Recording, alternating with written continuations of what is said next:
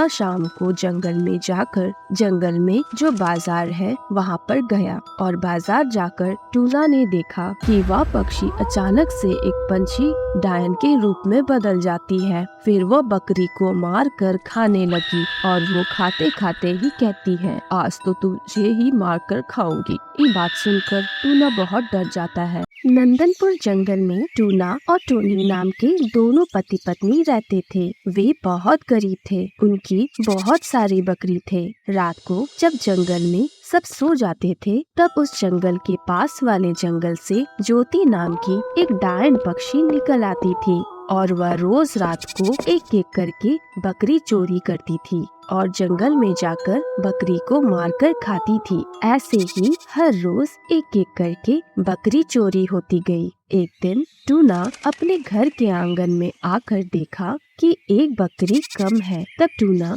अपनी पत्नी को बुलाया और कहा, देखा टूनी, आज एक बकरी फिर से गायब हो गई। मुझे तो कुछ समझ में नहीं आ रहा है, आखिर में ये सब बकरी जा कहाँ रही है। ये सुनकर टूनी जवाब में कहती है, मुझे भी कुछ समझ नहीं आ रहा है। क्या जंगल में कोई पक्षी आया है जो रोज बकरी को चुरा कर ले जा रही है? वे दोनों मन ही मन सोचते रहते हैं। ऐसे ही कुछ दिन बीत जाते हैं। एक दिन जंगल के बाजार में एक महिला पंछी मांस बेच रही थी। उस समय टूना और उसका दोस्त काकातुआ कुछ सब्जी लेने जंगल के बाजार में आते हैं। अचानक बाजार में एक नया मांस की दुकान देखकर काकातुआ टूना को कहता है, देख टूना, एक नया मांस की दुकान खोला है। पहले तो कभी नहीं देखा। इस जंगल में तो एक ही मांस की दुकान है और उस दुकान की मालिक तेरे से ही बकरी खरीद कर मांस बेचता है। इसके बाद काकातुआ टूना से पूछता है,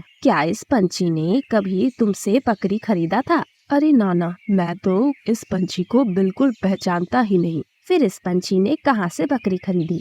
टूना और काकातुआ इस बारे में बात कर रहे थे। उसके बाद वो दोनों मांस की दुकान के सामने जाकर पूछते हैं, अच्छा, आप कहाँ से बकरी खरीदकर यहाँ पर बेच रही हैं? पहले तो इस जंगल में आपको कभी नहीं देखा है। आप लोगों को इससे क्या मतलब? मांस लेना है तो लो, नहीं तो यहाँ से जाओ। ज्यादा कुछ जानने की जरूरत नहीं है। ये बात सुनकर टूना और काकातुआ और बात न बढ़ाकर वहाँ से चले जाते हैं। शाम को जब टूना और टूनी दोनों मिलकर बातें कर रहे थे तभी टूना टूनी से कहता है, आज सुबह मैंने देखा बाजार में एक नया मांस की दुकान खुला है और एक महिला पंछी वहाँ पर मांस बेच रही है। मुझे तो यह समझ में नहीं आया वह पक्षी कहाँ से मांस खरीद रही है। ये सुनकर टूनी ने कहा, कहीं ये औरत ही बकरी चोर तो नहीं जो हर रोज हमारी बकरी चुरा रही है? अरे नाना, ये कभी भी नहीं हो सकता। देखो, बकरी तो हम बांध कर रखते हैं और सब दुकानदार हमारे घर में आकर वो खरीद कर ले जाते हैं। उस पक्षी को ये सब कैसे पता होगा? और सबसे बड़ी बात ये है कि उस पक्षी को इस जंगल में पहली बार हमने देखा। तब टूना की बेटी टुनटुनी वहाँ आती है और अपने माँ बाबूजी से कहती है, माँ, बहुत दिनों से मांस नहीं खाया। आज रात आप मांस बनाइए ना। टूनी अपनी बेटी को प्यार करते हुए कहती है, ठीक है बेटी, मेरी प्यारी बेटी, जो आज मांस खाने की इच्छा हुई है, मम्मी आपके लिए आज बहुत ही स्वादिष्ट मांस बनाएंगी। या कहकर टूनी उसके पति से कहती है, आप जाओ बाजार से मांस ले आओ। बहुत दिनों से हमारी बेटी ने मांस नहीं खाई। इसके बाद टूना शाम को जंगल में जाकर जंगल में जो बाजार है वहाँ पर गया और बाजार जाकर टूना ने देखा कि चारों ओर अंधेरा ही अंधेरा है। सारे दुकान बंद हो चुके थे। कोई भी पक्षी वहाँ नहीं था। फिर वो मन ही मन बोला कि एक बार उस औरत की दुकान में जाकर देखता हूँ, अगर खुला रहेगा तो। इसके बाद टूना उस दुकान की तरफ जाता है। जहाँ जाकर देखा कि दुकान बंद है। टूना ने मन ही मन सोचने लगा कि दुकान तो बंद है, लेकिन घर के अंदर थोड़ा सा भी मांस पड़ा होगा तो मेरी बेटी वो खा सकती है। लेकिन कितने दिन से बेचारी मांस नहीं खाई। बहुत दिन के बाद वो पापा से कुछ मांगी है आज तो उसे मांस खिलाना ही पड़ेगा। यह कहकर वह दुकान की तरफ जाता है और खिड़की से झांक कर देखता है कि वह पक्षी अचानक से एक पंछी डायन के रूप में बदल जाती है। फिर वह बकरी को मार कर खाने लगी और वो खाते खाते ही कहती है, अरे अरे ये बकरी तो बहुत ही स्वादिष्ट है, चलो जाकर और एक बकरी चुरा ले आती हूँ।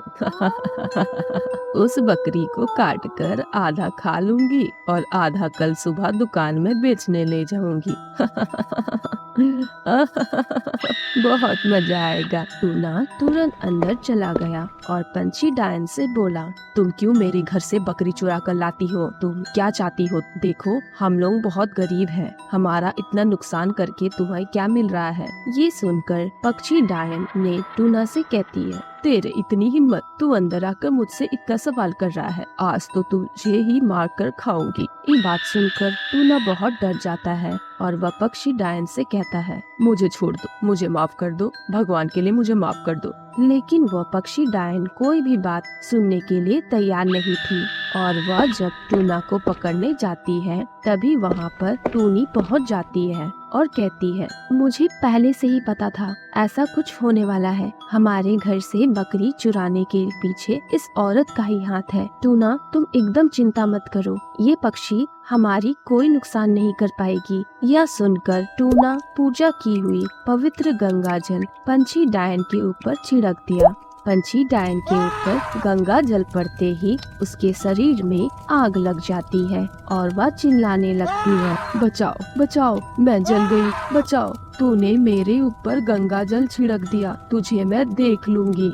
इसके बाद वह पक्षी डायन जलकर राख हो गई और हमेशा के लिए अदृश्य हो गई। फिर कुछ दिन बाद टूना और टूनी एक मांस की दुकान खोलते हैं। जंगल के सारे पक्षी वहीं से मांस खरीदने लगे। मांस खाकर सब बहुत खुश हुए। धीरे धीरे करके टूना का कमाई भी बढ़ गई। फिर वह एक सुंदर सा घर बनवाया और उनके परिवार के साथ खुशी खुशी रहने लगा।